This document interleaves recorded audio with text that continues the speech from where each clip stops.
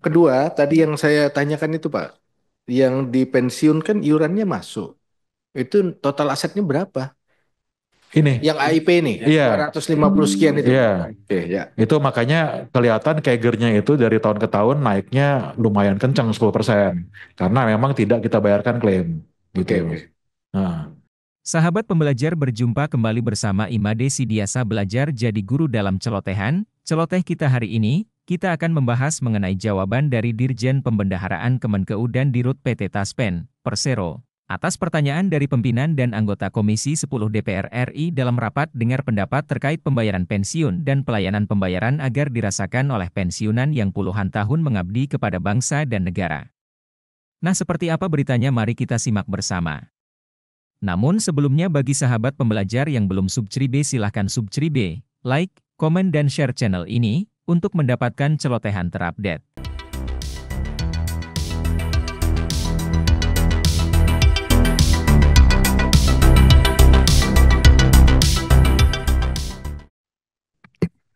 Baik, terima kasih eh, pimpinan dan anggota Komisi 11 yang saya hormati. Eh, Secara garis besar kami ingin memberikan jawaban yang ada dari sisi kami. Eh, yang pertama adalah tujuan daripada reformasi kami tadi sebagaimana kami sampaikan, ini memang ada yang jangka pendek, ada yang jangka panjang. Jadi yang akan kita lakukan di dalam jangka pendek ini ya sesuai dengan tupoksi yang biasa kami lakukan, yaitu dari sisi pembayaran. Ya, jadi sisi data dan verifikasi ini masih akan terus dilakukan oleh Taspen ya termasuk layanannya. Nah, kemudian pembayaran ini kami yang melakukan. Jadi kami bayar lewat mitra, mitranya membayarkan kepada tadi yang disampaikan Pak Misbakun, ada orang tua banyak tadi ya. Nah, jadi itu adalah tahapan awal. Lupa like, comment, subscribe, dan share. Dan tentunya ini juga nanti akan subject to evaluasi dalam artian kita terus akan melihat hal-hal yang dapat kita perbaiki dari segi layanan yang lebih baik buat pensiunan. Jadi mungkin nanti akan ada layanan-layanan yang ada di Taspen yang bisa kita dukung ya. Ini tentunya akan menjadi program kita. Bapak Ibu sekalian yang selanjutnya, kalau tadi ditanyakan Bu Putri, ini turunan daripada Undang-Undang ASN ya Bu Putri ya.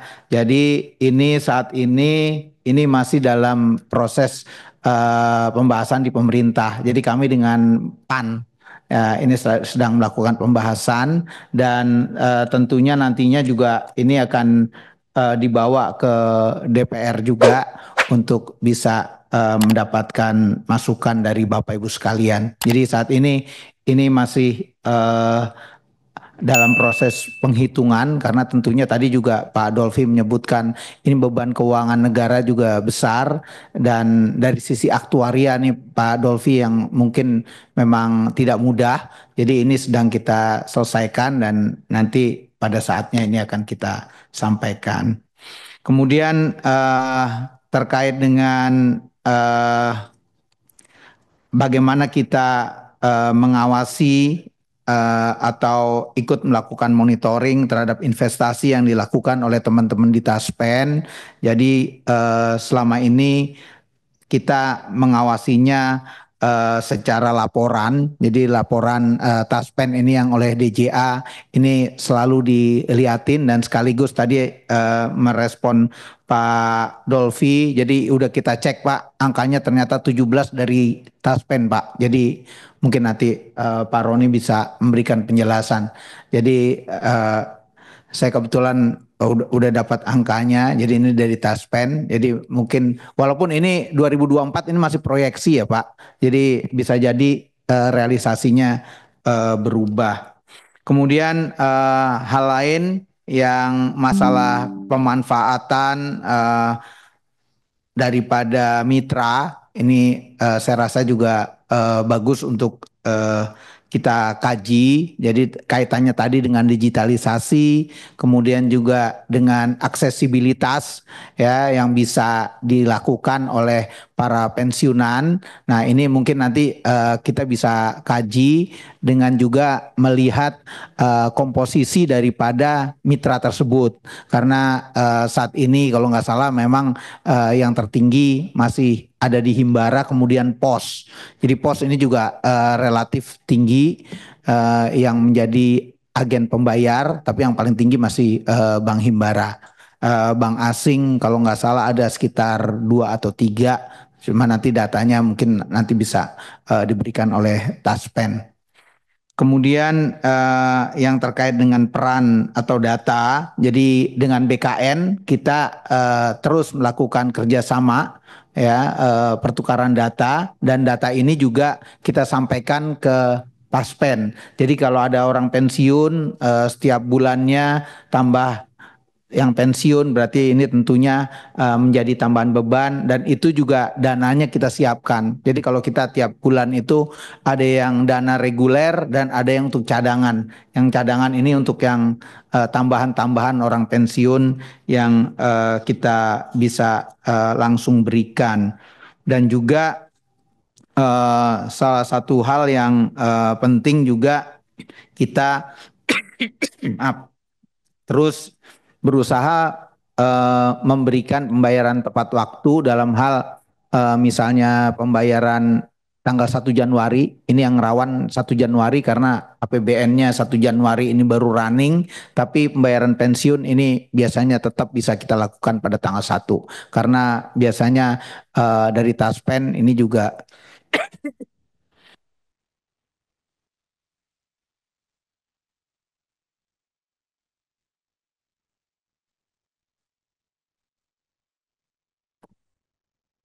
jadi dari AIP itu biasanya digunakan dulu, dipinjam untuk membayarkan yang tanggal 1. Kemudian dari eh, pimpinan tadi dari Pak Dolfi dan Pak Andreas, jadi untuk detail daripada apa transformasi daripada sistem pembayaran pensiun ini teman dari Direktorat Jenderal Anggaran yang akan menyampaikan secara detail, yang tentunya ini akan memberikan gambaran secara lebih lengkap. Dan tadi yang disampaikan Pak Dolfi yang terkait dengan pasal 65, nah ini pada tahun 2019 dan 2020 ini Pak ada judicial review Pak.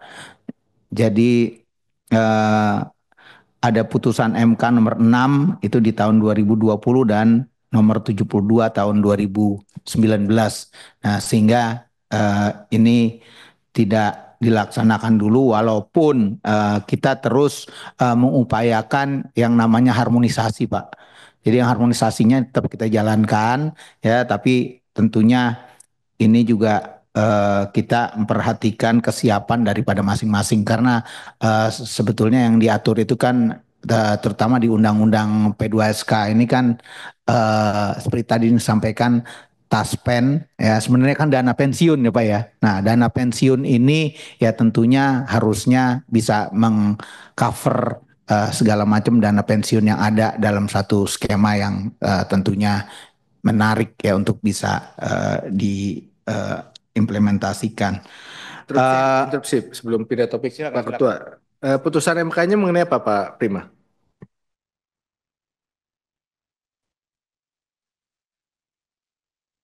Ini tentang pembatalannya pasal 65 Pak. Jadi integrasi program Taspen dan Asabri pasal 65 ini dibatalkan dengan putusan nomor 6 tahun 2020 dan 72 tahun 2019. Sehingga tidak mengikat untuk diintegrasikan dengan BPJS pada tahun 2029, Pak. Namun kami tetap coba untuk terus melakukan harmonisasi hal tersebut. Terkait dengan Pak Andreas tadi untuk kronologis. Jadi memang yang saat ini berlaku memang Undang-Undang 11 Pak. Ya, jadi dengan Undang-Undang 11 itu pemerintah memang bayarin Pak. Ya, jadi AIP ini sebetulnya masih tabungan aja.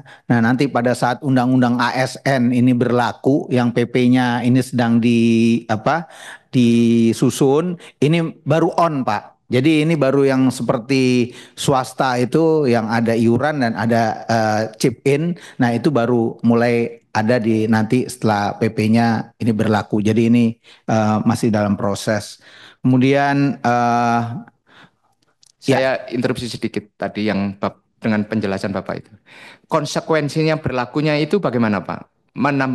Yang tadi Bapak sebutkan diharmonisasi itu dengan Undang-Undang ASN yang berlaku, begitu itu PP-nya berlaku kan on. Konsekuensinya terhadap beban fiskal kita seperti apa nanti?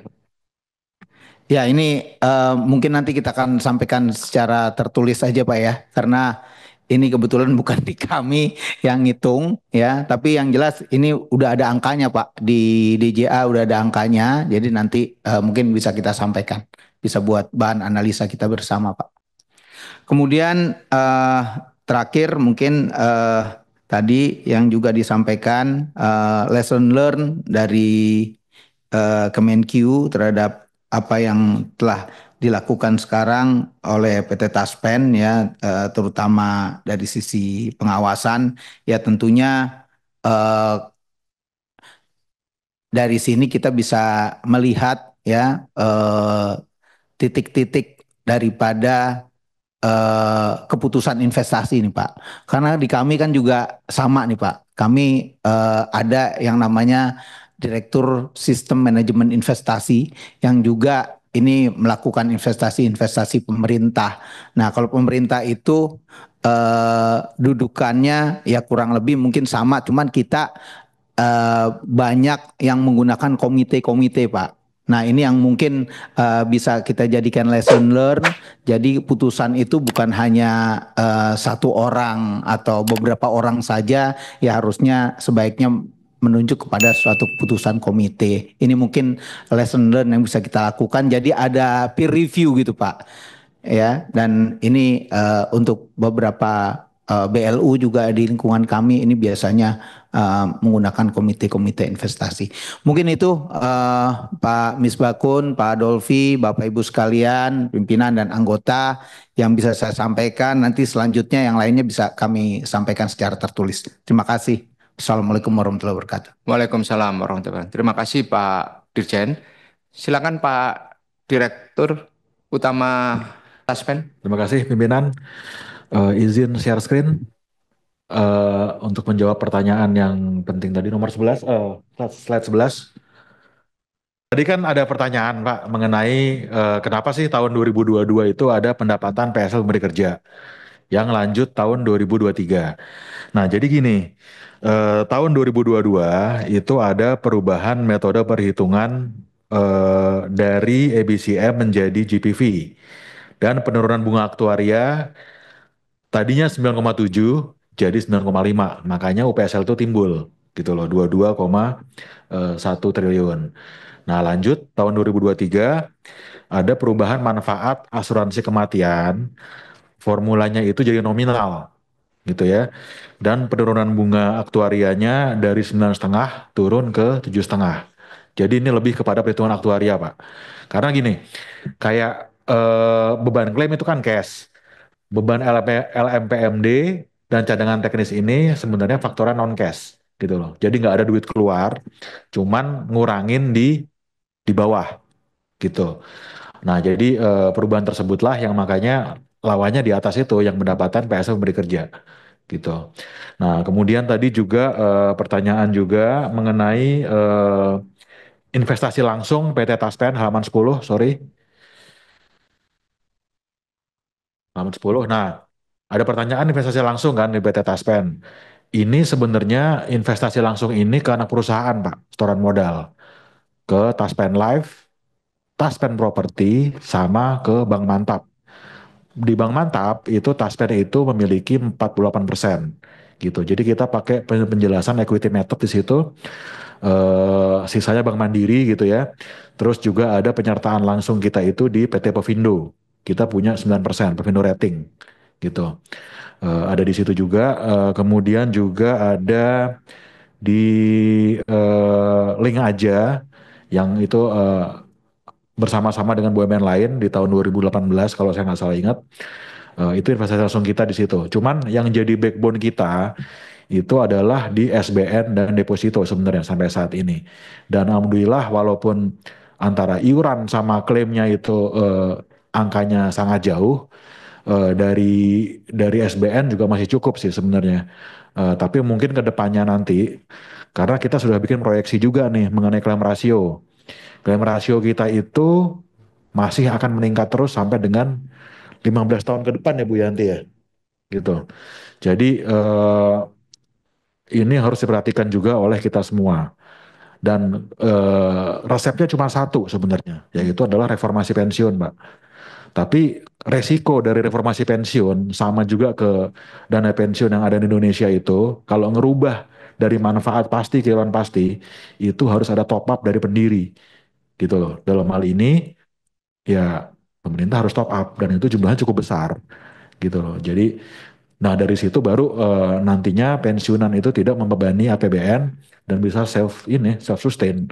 Cuman ya butuh top up yang sangat besar, Pak, gitu. Jadi itu jawaban yang tadi. Nah, terus juga ada pertanyaan tadi, siapa sih sebenarnya mitra bayar taspen paling besar? Nomor satu saat ini adalah Bank BRI. Bank BRI itu paling besar. Dia menyalurkan ke, sorry, 800.000 dari 3 jutaan pensiunan ya. Oke, nah terus yang kedua anak kita sendiri yaitu Bank Mantap. Dan yang ketiga satu BUMN lain yang non-bank yaitu PT Pos. Nah ada mitra asing yang lainnya, cuman tadinya sebenarnya bukan asing sih. BTPN yang sekarang jadi SMBC, sorry, SMBC bukan Cibinong, salah, SMBC ya. Kemudian juga Bang Wuri Saudara, gitu. Nah ini dia nih di sini. Jadi kelihatan di sini, jadi yang asing tapi tadinya lokal jadi asing nomor 4 dan nomor 10.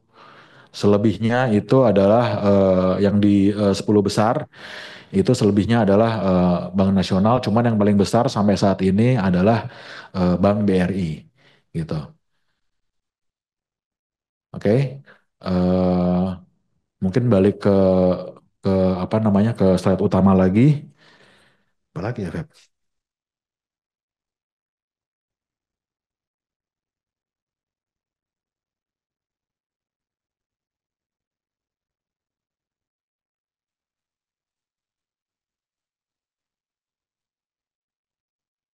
Mungkin yang poin-poin besarnya itu yang bisa kami sampaikan. Dan untuk seluruh pertanyaan tadi juga sudah kami catat dan mungkin akan kami sampaikan secara tertulis, termasuk perkembangan eh, kasus hukum di Taspen, gitu ya. Terima kasih, Ketua. Demikian. Wassalamualaikum warahmatullahi wabarakatuh. Interupsi, Ketua. Tadi mohon dijelaskan yang perbedaan antara Pak Prima yang katanya hasil investasi 17 dengan yang di slide 11 ini. Gimana cara membacanya? Coba Ini dijelasin dulu. beda Pak, beda. Ya, ya. Saya aja Pak, maaf.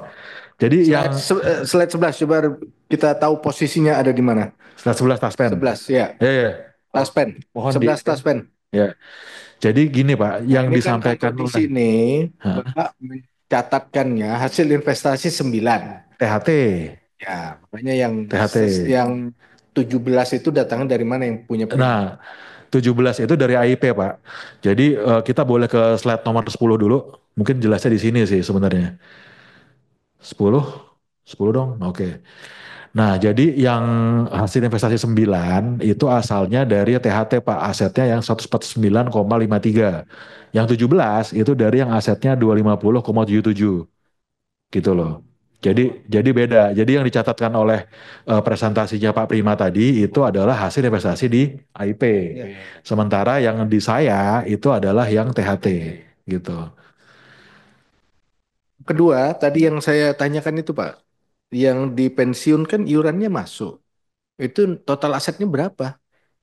Ini. Yang AIP ini, Iya. 250 sekian itu. Iya. Oke, ya. Itu makanya kelihatan CAGR-nya itu dari tahun ke tahun naiknya lumayan kencang 10%. Karena memang tidak kita bayarkan klaim. Gitu. Oke, oke.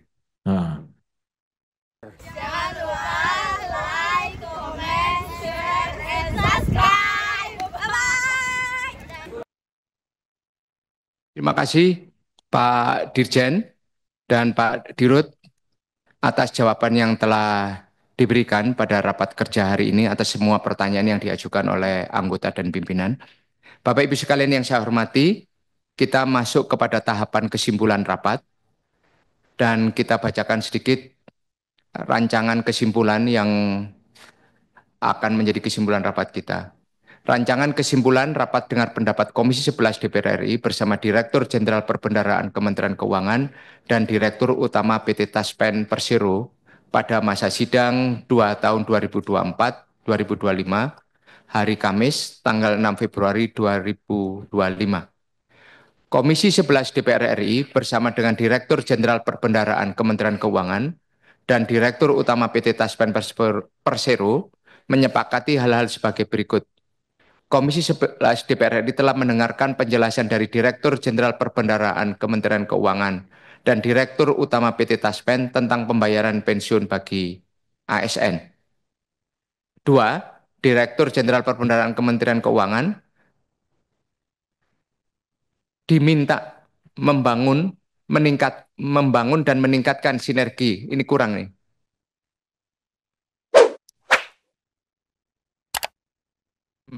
Membangun dan meningkatkan sinergi BUMN dalam rangka penyaluran pensiun ke kas negara oleh penerima pensiun.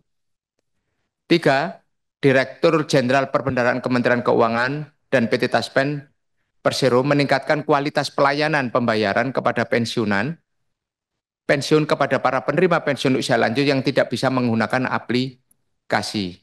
4. Direktur Jenderal Perbendaharaan Kementerian Keuangan melaksanakan reformasi dana pensiun untuk memberikan manfaat yang lebih lanjut, lebih baik, dengan tetap menjamin keberlangsungan program dan meminimalkan beban fiskal pembayaran pensiun di APBN. 5. PT Taspen Persero meninjau kembali pelaksanaan pembayaran pensiun melalui bank asing. 6. Direktur Jenderal Perbendaharaan Kementerian Keuangan dan Direktur Utama PT Taspen akan menyampaikan jawaban tertulis atas pertanyaan dan tanggapan pimpinan dan anggota Komisi 11 DPR RI paling lama 7 hari kerja. Silakan Pak Dirjen. Pimpinan. Anggota? Ya. Ya. Yang nomor 4 itu bukan Dirjen Perbendaharaan. Karena dia juru bayar nih. Ya, dia juru bayar. Ya, sebetulnya ini kan kebijakannya di DJA sama BKF ya kalau nggak salah. Reformasi apa ini? Sistem pembayaran dana pensiun. Ya oke. Kalau sistem pembayaran boleh ya. Oke. Hanya tukang bayar. Polisinya kan bukan di mereka. Oke. Apalagi anggota? Bapak Ibu sekalian? Ya. Kembalinya dihapus saja. Jadi langsung meninjau. Oke. Jadi berikutnya sudah nggak ada lah kira-kira gitu. Pak Prima? Minor aja Pak. Yang nomor 3 Pak. Ya, ini kan meningkatkan kualitas pelayanan pembayaran pensiun kepada penerima pensiun usia lanjut yang tidak bisa menggunakan aplikasi. Mungkin ini bahasanya bukan tidak bisa menggunakan aplikasi, Pak. Mungkin yang tidak terjangkau dengan sistem keuangan digital, gitu, Pak. Karena kan kita ini biar imbang antara digital dengan yang tidak digital. Mungkin itu, Pak. Kasih. Karena kan yang membayarkan kan Taspen dan mereka punya aplikasi, Pak. Oke. Apakah setuju, Pak, dengan itu? Pak Roni? Setuju ya? Nah, silakan Pak Haris. Nomor 4 menjamin mana? Nomor 3. Meningkatkan kualitas layanan pembayaran pensiun termasuk kepada penerima usia lanjut. Jadi yang muda juga harus ditingkatkan kualitasnya. Yang muda belum pensiun, Pak. Oh ya. Kalau ini kan terutama Pak, terutama Pak. Terutama jadi ya itu terutama ini kan itu. Itu sistem keuangan dia. Cocok Pak ya. Terima kasih. Bapak Ibu sekalian, kita telah menyimpulkan ada 6 poin. 5 poin utamanya, kalau poin yang terakhir itu kan normatif untuk memberikan jawaban tertulis. Kita sudah menyimpulkan hasil rapat kita pada siang hari ini. Saya mengucapkan terima kasih kepada Bapak Dirjen Perbendaraan dan Dirut Utama PT Taspen Persero beserta jajaran. Oh ya, bentar. Atas kehadirannya, dan saya ingin menyetujui kesimpulan dulu Pak, bahwa telah diterima kesimpulannya Pak ya. Ya. Dan kita telah menyetujui kesimpulan, dan pada kesempatan ini saya juga ingin mengucapkan sekali lagi terima kasih dan minta maaf yang sebesar-besarnya apabila dalam proses rapat tadi ada hal-hal yang kurang berkenan di hati Bapak Ibu sekalian. Dengan mengucap puji syukur kepada Allah Subhanahu wa taala, Tuhan yang Maha Kuasa, rapat ini saya nyatakan ditutup.